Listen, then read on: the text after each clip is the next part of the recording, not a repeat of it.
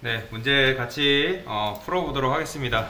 보시면 이렇게 문제 있고요. 문제 이렇게 눌러서 들어가시면 문제 이렇게 나옵니다.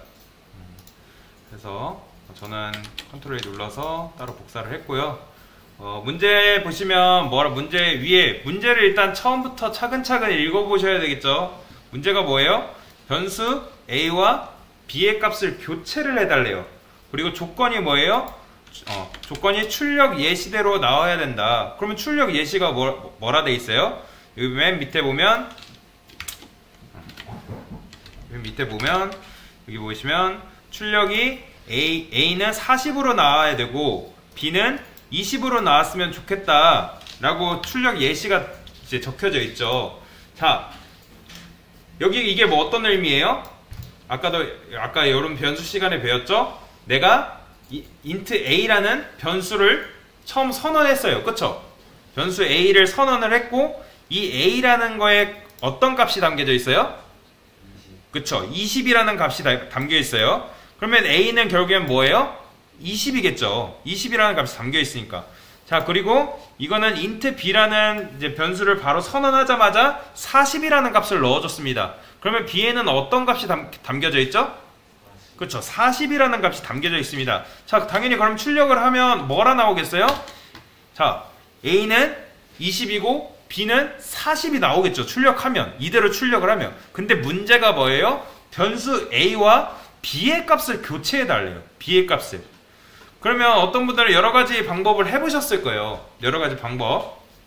자, 그러면 여러 가지 방법을 해보셨을 텐데, 그러면 A는 원하는 값을 담아달래요. 그러면 어떻게 하면 돼요?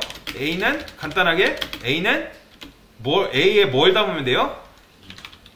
B를 담으면 돼요. B를 담는다고요? 아니죠. B를 담으면, 그쵸? B를 담으면 40은 나올 수 있는데 40은 나올 수 있지만 내가 원하는 이 값이 나오지 않습니다. 여러분들 이렇게 해보실 거예요. 그러면 B는 A인가? 이건 이따 배울 텐데 B는 A인가? 그러면 또 원하는 값이 안 나오고 똑같이 40이 나오죠. 이거는 이따가 얘기할게요. 자, 간단하죠. 이건 아주 쉬워요. 자, A가 40이 나오게 하려면 그냥 A에다가 40을 넣어주면 되는 겁니다. 간단하죠? 그럼 B에다가 어떤 값을 넣어주면 돼요? 20. 그쵸? A에다가 40을 넣어주고 B에다가 20을 넣어주게 되면 자, 내가 원하는 A와 B의 값이 교체가 되게 됩니다. 이거는 아주 간단한 문제예요. 앞에 변수 설명해 드린 것처럼 그대로 하기만 하면 여러분 충분히 맞출 수 있는 문제입니다. 자, 그럼 이제 두 번째 문제에서 많이들 막히셨을 거예요. 두 번째 문제가 뭐예요? 자, 문제를 한번 볼까요? 자, 들어가서 보시면, 자, 저는 이거 복사를 할게요. 자, 문제는 똑같아요. 변수 A와 B의 값을 교체를 해달래요.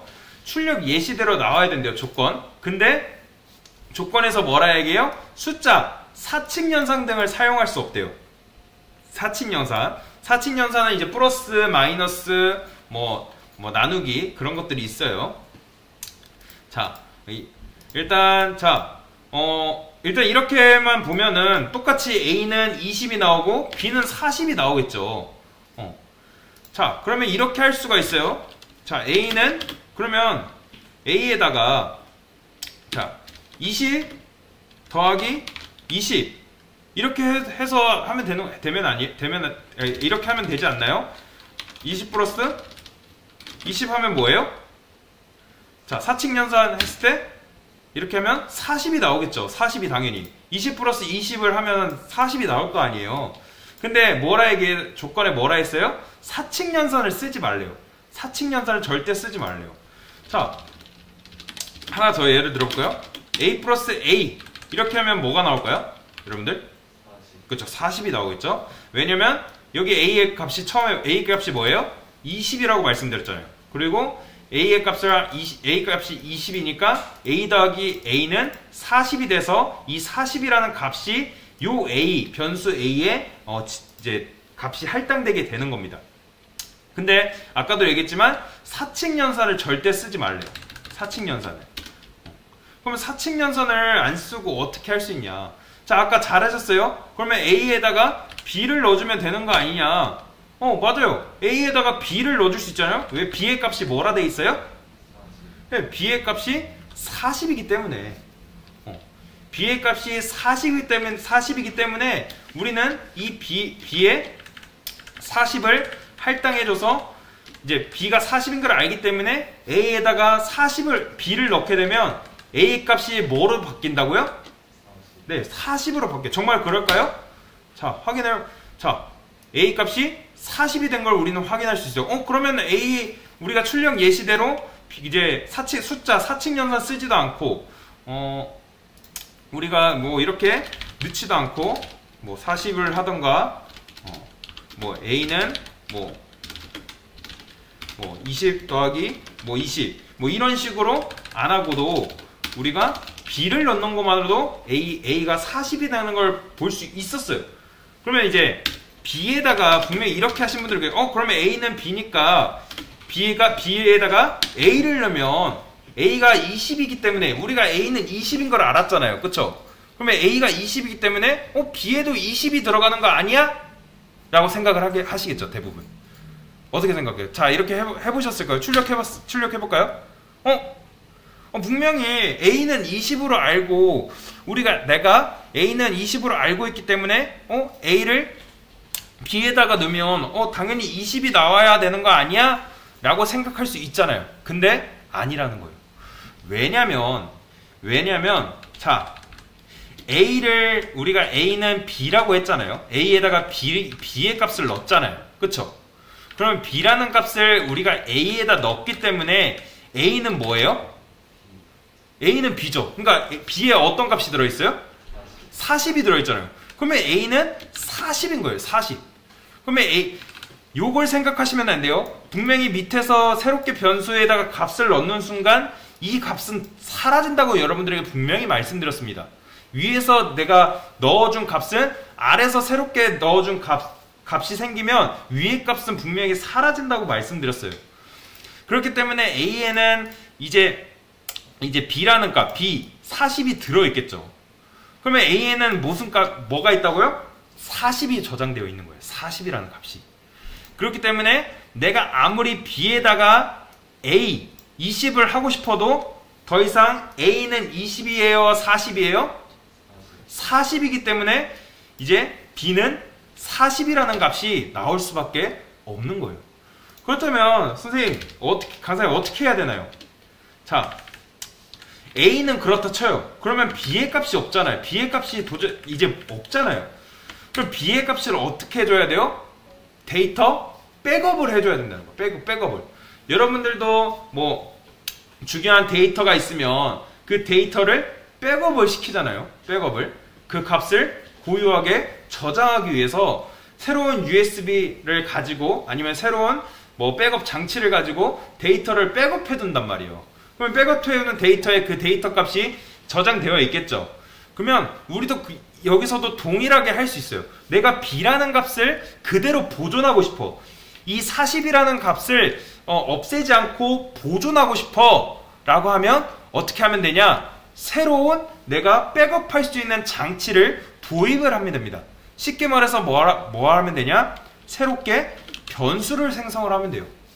내가 int c라는 변수를 생성을 하고 이 c에다가 어떤 값을 넣어주냐? b라는 값을 넣어주게 됩니다. 자, 그러면 우리가 c라는 거에 b라는 값을 넣어줬어요. 자, b라는 값이 처음에 뭐예요?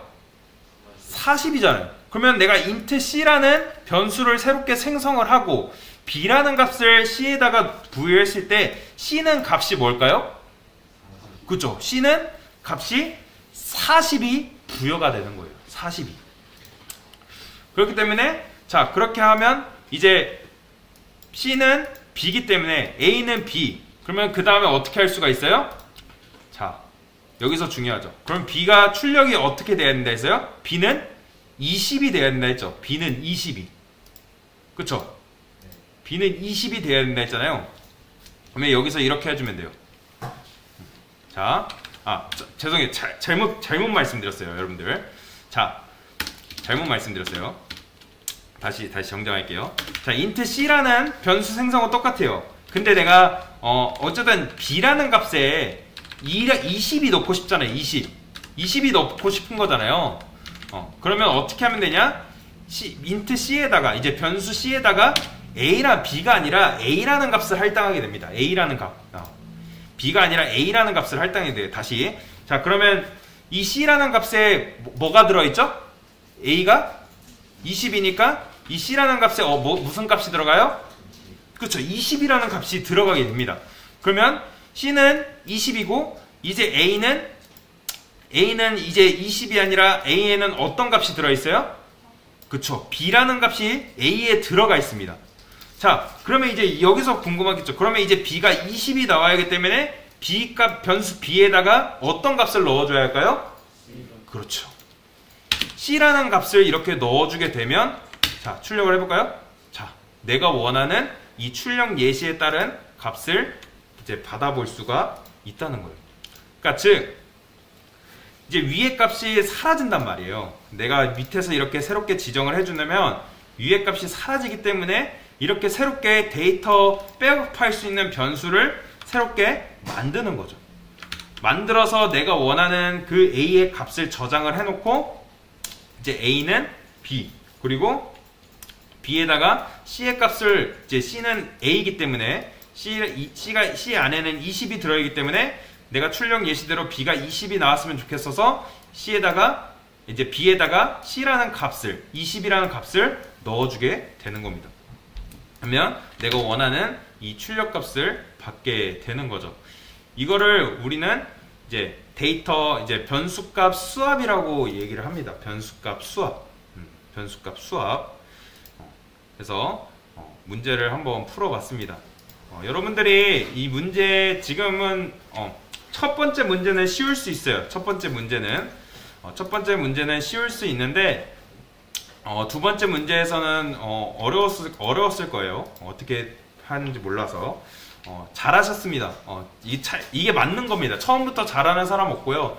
처음부터 이렇게 고민하고 문제를 풀어보면서 적응해 나가는 겁니다. 그리고 안 풀린다 해서 무조건 정답부터 보게 되면 여러분들의 실력이 늘 수가 없어요. 실력이 늘 수가 없기 때문에 여러분들이 한 문제를 가지고 뭐 10분, 뭐 길면 30분, 뭐 1시간을 고민해도 좋습니다. 프로그래밍은 그렇게 배우는 거예요.